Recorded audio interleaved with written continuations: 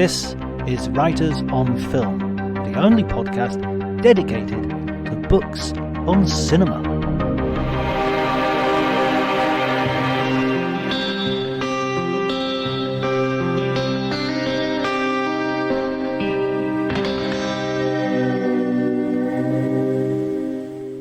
Hello everybody and welcome to Writers on Film. My name is John Bleasdale. I'm a writer and film critic, and today is a special episode. I've been to the Tromsø International Film Festival, which is right above the Arctic Circle. I went into the snow and ice, braved -20 temperatures, and saw the Northern Lights, which shimmered like a curtain of green magic above our heads. And if you don't believe me, I'll put a photograph on one of these tweets to promote the show so you can see it with your own eyes. It was amazing. It's the third time I've been to Tromsø. It's a wonderful festival. Such a friendly bunch of people organize it, hugely enthusiastic about film. The audiences pack the theatres, partly perhaps because of that -20 degrees temperature I was telling you about. But I think the reason they pack the theatres in all seriousness is because there's such a genuine love of film in that area. I mean, you've got a whole bunch of cinemas there. They're all the screenings that I attended were packed, especially during the weekend. Things just sell out. On the way to the airport and the way back from the airport, the taxi driver was telling me what films they were planning on going to see, and as I returned to the airport, quite sadly, to leave, the taxi driver was telling me that they'd seen a German film called The Teacher's Lounge, which they particularly liked. And that's a good place for me to start, actually. I wanted to give some of the recommendations of the films which I saw at the festival.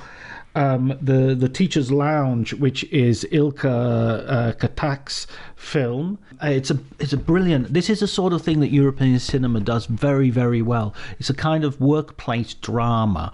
It has hints of The Class and Playtime. There have been is it Playtime? Playground, I think it was called.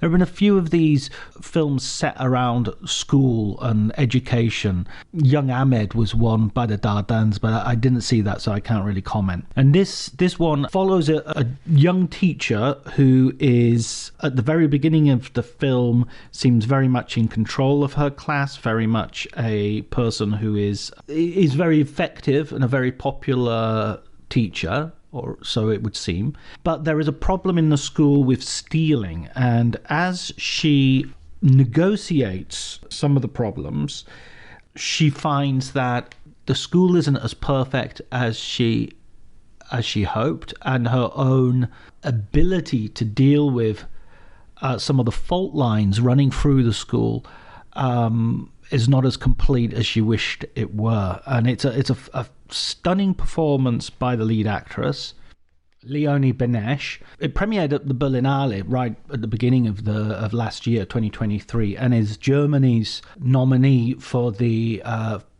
Best Foreign Picture Award at the Oscars. So it's a film that's been around for a while, and it would be strange to say that it has been somewhat overlooked. It has, after all, been nominated has been proposed as the Oscar, has been shortlisted for the Oscar, I should say. But it does feel like it hasn't quite broken through into an international audience, and this is a film that really, I think, could deserves to be seen by a lot more people. It manages to do that very interesting thing of creating a lot of tension and a lot of drama without ever tipping over into melodrama, and sort of dissipating that tension in a way which is hysterical, shall we say. That was a really good film that I saw at this festival at Tromsø. But what I'm going to be doing today is I'm going to be talking to some of the people who organise the festival, and they're going to be giving me their opinions on the festival itself and some ideas of the highlights of the festival, and just giving you a picture of Tromsø as in general.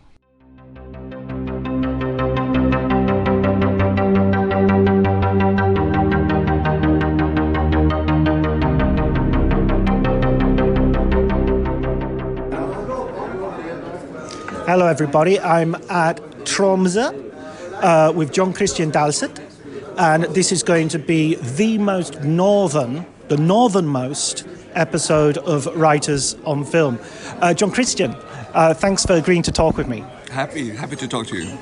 So, John, you're a programmer here at the film festival. Tell us a little bit about the film festival here at Tromsø. Well, we're the biggest film festival in Norway per admissions. We've been doing this for 34 years. It's our 31st edition. And we're the northernmost, as you mentioned. And we have a wide variety of programmings of films from all over the world. And then we have a special focus on a sidebar called Films from the North, which focuses on the Arctic regions of Norway, Sweden, Finland, Canada, Russia, and Iceland as well. So it's a wide variety that also includes shorts and documentaries. Excellent. And I mentioned earlier that you're a programmer for the festival. So what is the sort of exciting films that you're looking forward to showing to audiences?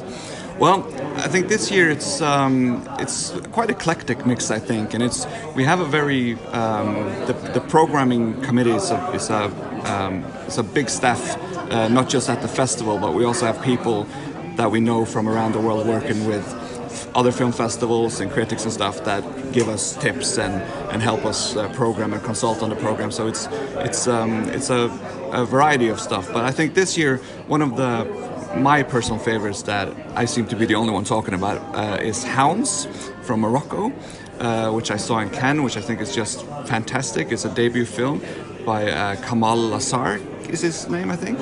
And it follows this father-son story in Casablanca who are through a night of difficulties. But it's a terrific film that I'm very excited that we're screening it this year. Brilliant, excellent. I haven't seen that. I'll have to watch out for it. You'll have to see that one. Yeah, it's a personal favorite of mine this year, definitely. Excellent. And you said there's this sidebar about northern Arctic cinema. What is the cinema scene like? I mean, a lot of people won't necessarily have seen these films. Or what's that scene? Is it quite vibrant? I think so, yeah, and it's ever growing. We're also always have a big focus on Sami films, and that's also something that is growing very much, not only in Norway but also in Sweden and Finland. And we have great collaborations with all the film institutes of these various countries, and that all contribute in sending us their best films of the year and all this stuff. And so the cinema scene, I feel, is vibrant, and also a part of what we're doing here as well, where we're sitting now at Verdensteater. You know, we're also one of 7 cinematics in Norway, so we also have these obligations to screen films from the National Archives, the National Library. So we're trying to keep that bit of the film scene alive as well. And I feel like it's pretty vibrant all over. I've been to similar festivals in Sweden, and we've been to Iceland last year, and it seems to be doing well. I think it's quite vibrant. Yeah. Yeah, it's a sort of a growing scene, if you like. Yeah, I think so, and it seems also that these stories from the north, or whatever you want to call it, these focus areas that we have in particular, is also very visible in other major festivals. Like Toronto, for instance, is very much about these stories from these north and more distant or far places of the world, if you want. Yeah, and you mentioned where we're sitting right now. So I want to describe this place a little bit, because it's the oldest cinema in Norway. Yes, it's the oldest still operating cinema in Norway. It was built in 1915, so it's coming up on its 110th year.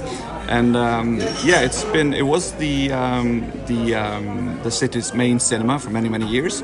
And when they opened the multiplex, which is also run by the city, the municipality, the film festival, the Tromsø International Film Festival, was asked to take over this, running this cinema now as a cinematheque. So in addition to screening our own films that we program, we're also the venue for the film societies, both for the regular film society and children's film society, and we're a place where independent filmmakers and distributors can come and screen their films. So we're trying to offer something that you don't get in the regular cinemas. And also, you mentioned earlier that you have a silent film festival later in the year. Is that right? Yes, in April we have our Silent Film Days, which has been going now for 17 years, coming up on our 17th edition. So this is a festival that takes place over 4 or 5 days, where we have silent films with live music in the theater, and that's part of taking or keeping the heritage of the building alive. Obviously, when the cinema was built in 1915, it was built as a silent cinema, so the acoustics in the theater is very much set for this kind of screenings. So we screen films both digital but also from 16mm and 35mm with live music, and then it's not just classical piano music, but we have everything from like hard rock music to electronic music and everything. So it's just trying to not reinvent, but make these films available for new audiences, who silent films is not something that's very available at the moment, at least not in cinemas. I went to a hard rock one last year, I think. Yes, yeah. It's we try to have as many different genres as we can. So we have always quite hard one if it's rock or doom even, but then there's also some jazz, and there's or like some pop music as well. So it's very interesting to challenge. Often we use musicians who have never composed film for silent film before. So that's also part of what we're trying to encourage the music scene in Tromsø, which is also very vibrant, to recognize this as a way to compose new music. Excellent. Thanks so much, John-Kristian, for talking to me. My pleasure.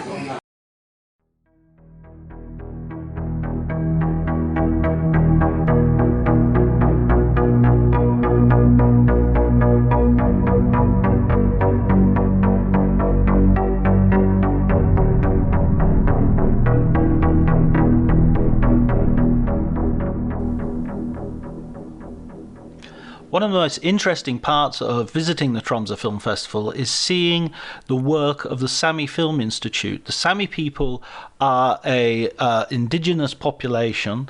They're a transnational people who stretch through parts of Finland, Norway and Russia. And it was my absolute pleasure to speak to Lajla of the Institute, and she will explain the Sami culture and her role much better than I can do. So without further introduction, I'll hand it over to that interview. No worries, I'm really bad with names, so I won't be offended. I've been going around Italy for the last 25 years being called Jon by so many people. It's like, John isn't that obscure an English name, but it's like, no, it's Jon. That's the most polite thing they call it. Yeah, okay. I'm not even going to translate the other stuff they say. Okay, so I'm very happy to be here in Tromsø with the head of the Sami Film Institute. I'd like you to introduce yourself, please, Lajla. Yeah, so my name is Lajla Utsi. Okay, say that one more time. Lajla Utsi. Excellent. So that I was saying just before we started recording that my pronunciation wouldn't be up to it, and I didn't even get the first name right. So, could you tell me your involvement in the Tromsø International Film Festival? Well, Tromsø International Film Festival, obviously, is one of the most important festivals for us here up north. And it's a big international festival, and we've been collaborating with TIFF for many years, and now we are also like official partners. So we are, of course, pushing Sami films and talking about the importance of the indigenous perspective and also the Sami perspective, both in the screenings and the panels and talks and so it's a very important festival for us, obviously. And so for some of our listeners, they will have a hazy idea of who the Sami are and their relationship to Norway. So could you just sort of clarify for us that relationship? Well, the Sami people, we are the indigenous peoples of the Nordic countries, so Norway, Finland, Sweden, and also Russia. So we are living in like we say in a borderless Sami, that's the area, our homeland. So we don't see these national borders as others do. Yeah, so it's a bit like a nation, a people, rather than a country as such. Yes, exactly. Mm-hmm. And in your institute, you are promoting culture and you're promoting cinema specifically. Yes, so to try to make a long story short, we started in 2009. Some filmmakers, we had gone to film school, and we tried to fund our Sami films through the national film institutes in the Nordic countries, which was impossible at that time. So eventually, after many years, we had a festival. We established the International Sami Film Institute because we thought that, okay, if nobody else wants to fund us, we will do it ourselves. So that was like the beginning of our institute. And since that, we have been working really hard to, get more funding and to support a new generation of Sami filmmakers, and which we now really are seeing rising up to, both the international film scene, but also like here at TIFF, it's a record number of Sami feature length Sami films premiering at the festival now. And so we've got several, and also I was at the festival last year, and I had the pleasure of watching some pitches which now are actually premiering not premiering, because I think Toronto was the first. Yes.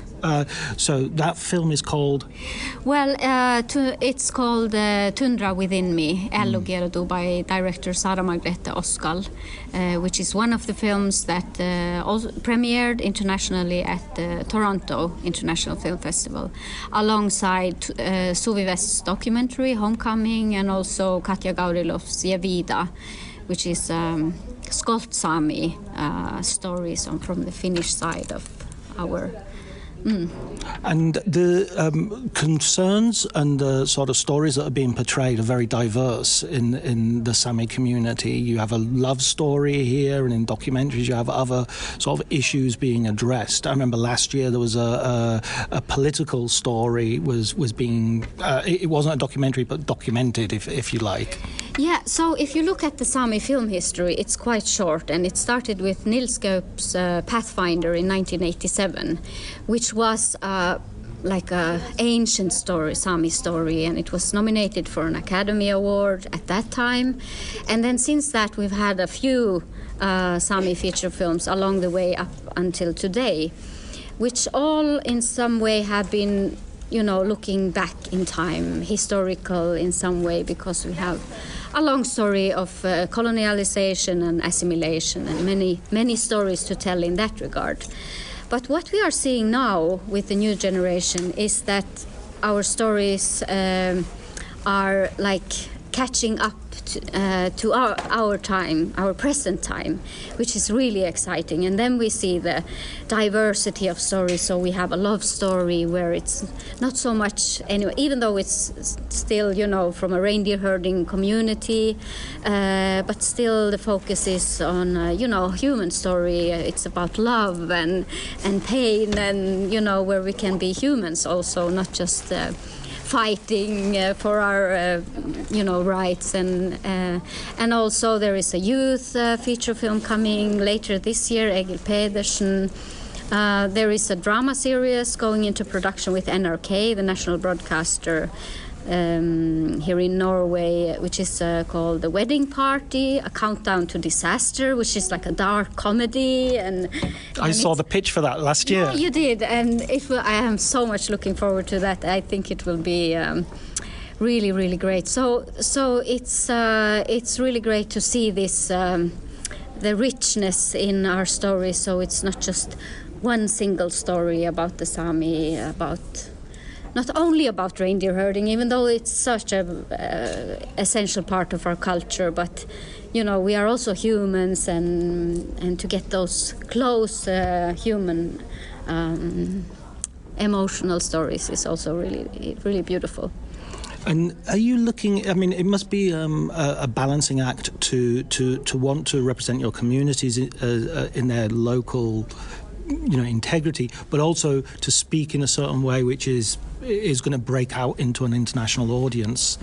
Do you find that balancing act difficult, or are you hopeful that that's something that you're going to have in your future going forward? Well, I actually think that, at least as we experience, or I experience, that especially maybe internationally now, there is some kind of thirst for different kind of stories.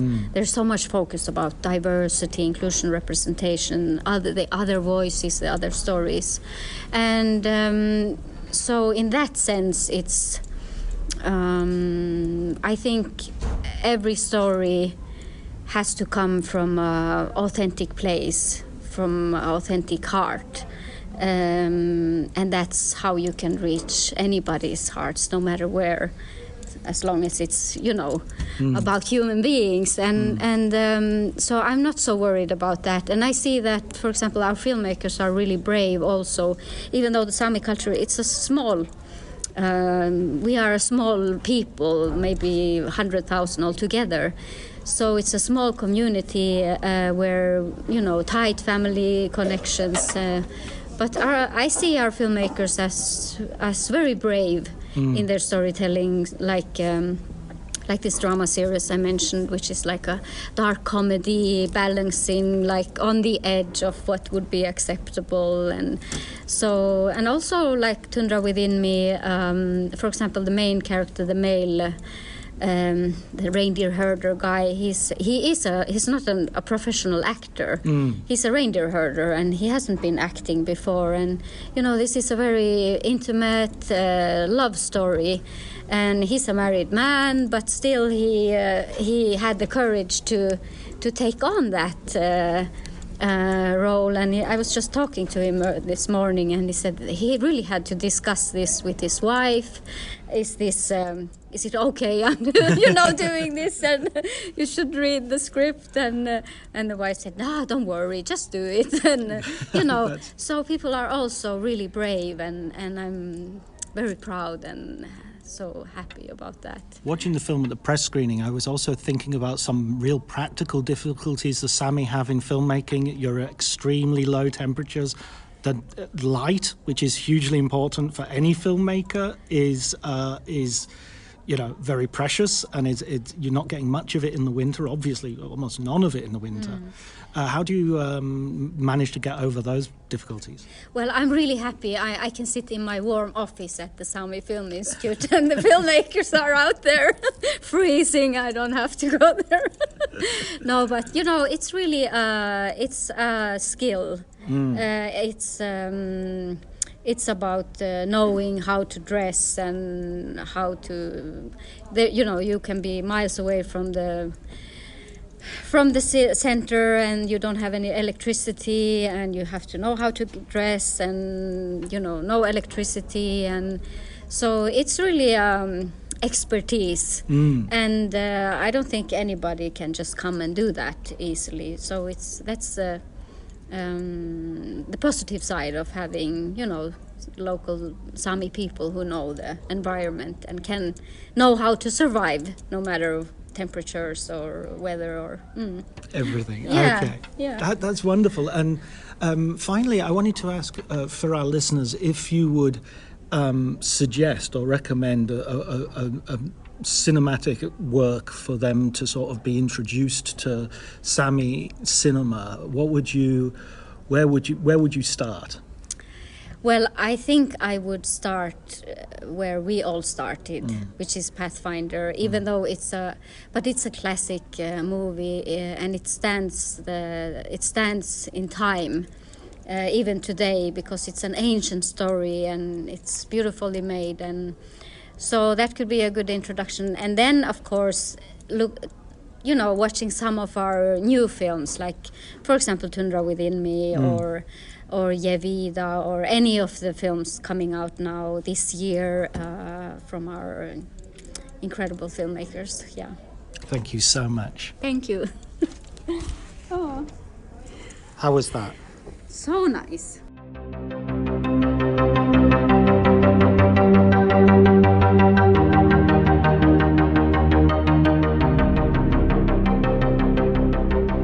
to highlight as well a couple of Norwegian films or films from the north which were highlighted in the festival.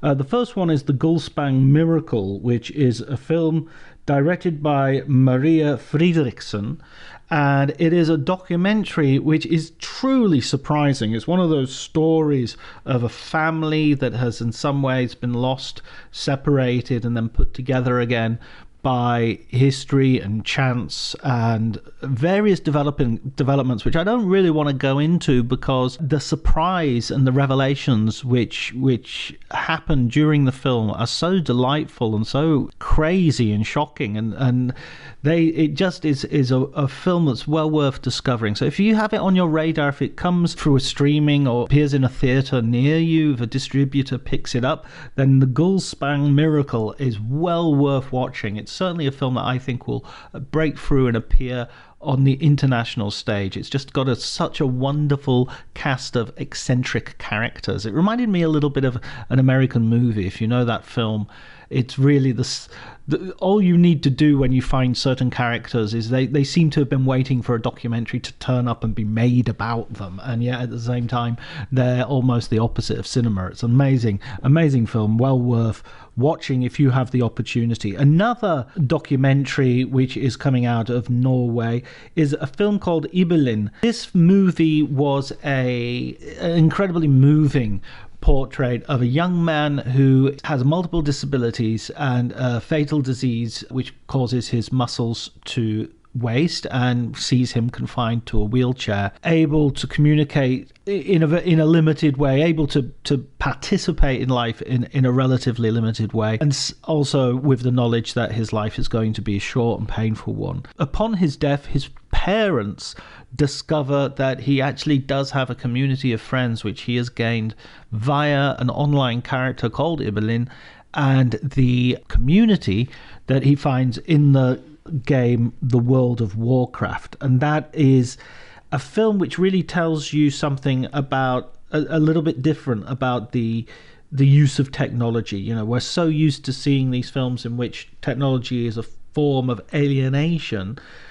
It's interesting to see a film in which technology does the opposite, actually brings people together and makes people and makes people's lives better, ultimately. Ibelin was directed by Benjamin Ree. And finally, the film that I wanted to highlight as coming from a Norwegian, another film of a totally different nature, coming from a Norwegian director, Christopher Borgly's Dream Scenario. Now, if you know Christopher Borgly at all, you'll know him from the film Sick of Me, which showed, I think it was at Cannes about a year and a half ago, maybe 2 years ago. This film was noticed by many studios. I think A24 came up to him and gave him an offer, a blank check more or less. What do you want to do? We want to work with you. And he had this script already in the bag, already written, and he said, this is what I want to do. And this is a fantastic film.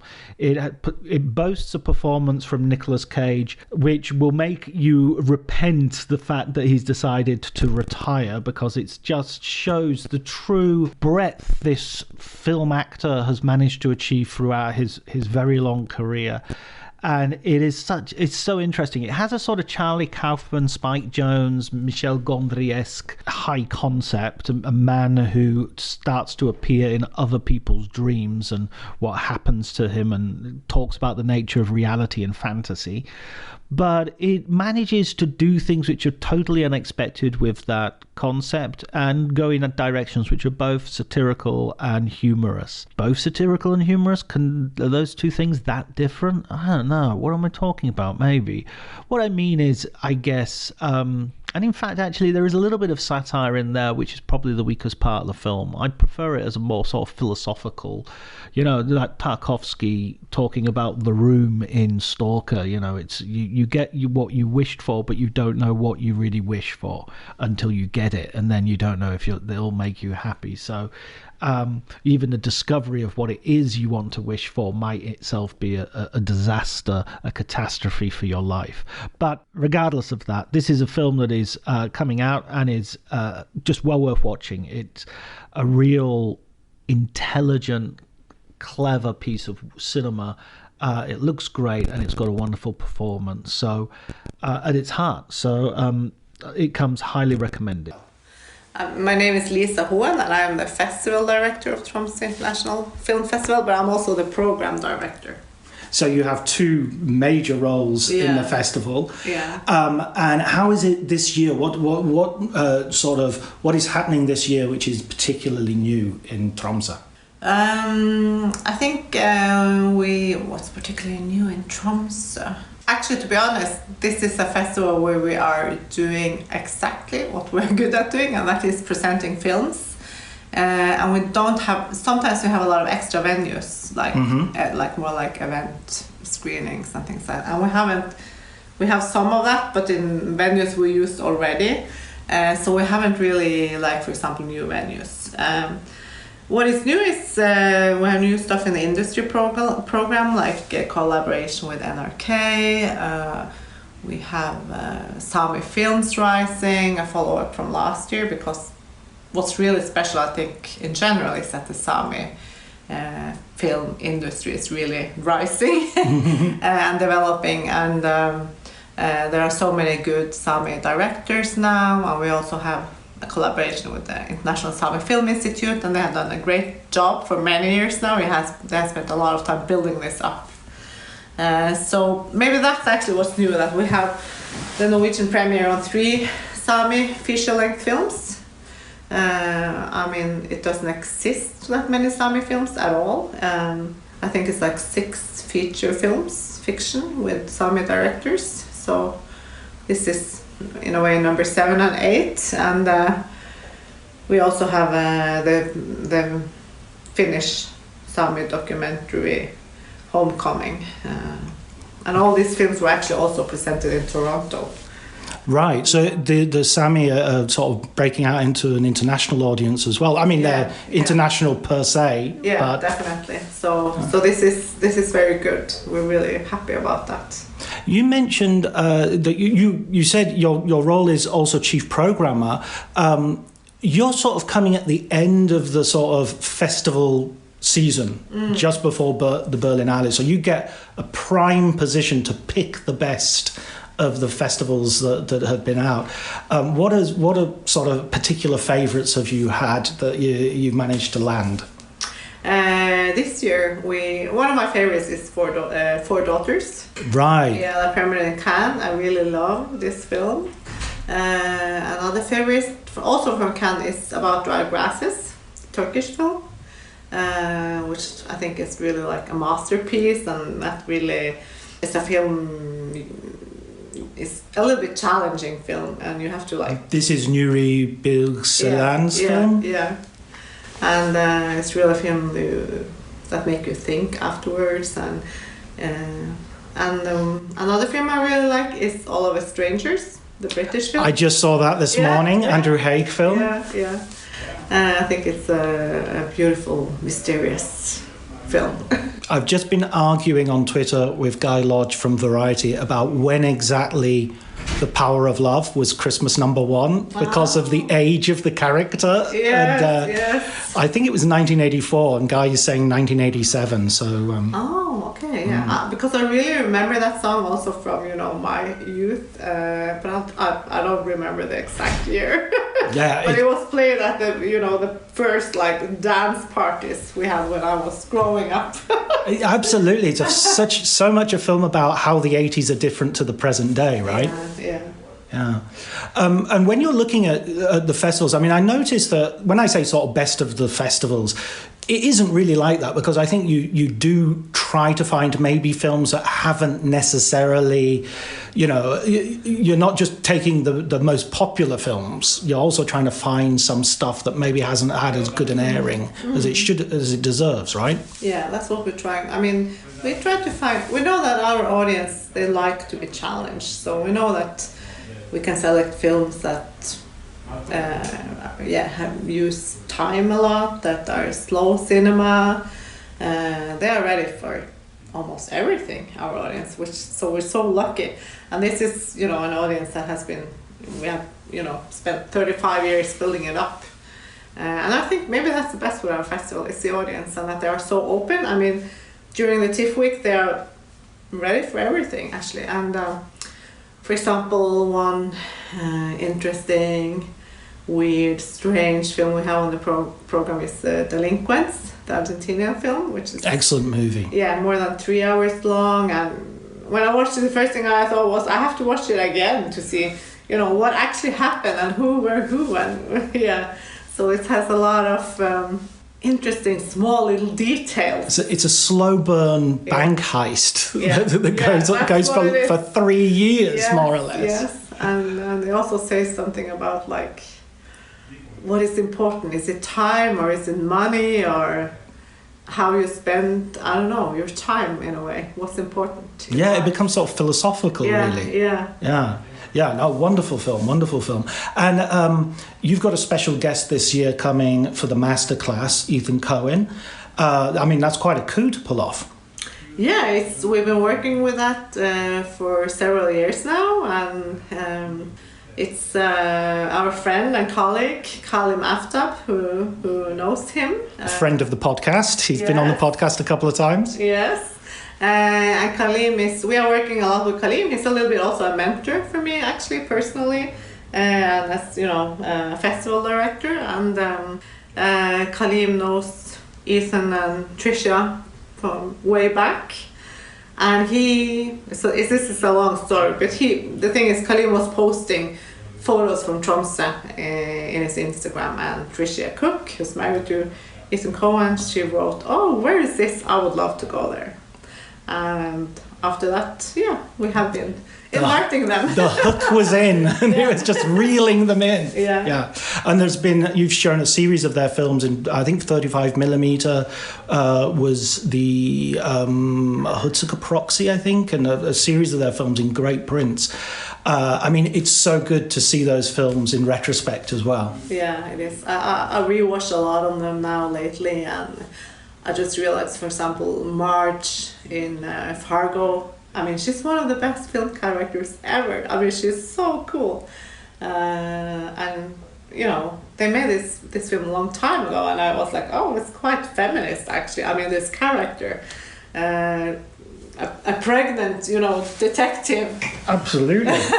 She's like not afraid of anything. She's just solving the problems. Absolutely. There's a Martin Amis book called The War Against Cliché, and it always seems like their films are the wars against cliché, because they're any type of film they address, they seem to knock down those clichés and give you something totally new. Yeah. And as you say, like, a high point of many people's careers, acting careers, happen in those Coen brothers films. Definitely. And also, I think in Big Lebowski, the dude, I mean, this character, when I watched it again now, I was like, it's, you know, the way he dresses and the way he sits in the car, and it's like, I don't know, and the way everything just happens to him, like coincidentally, he's like not really doing anything.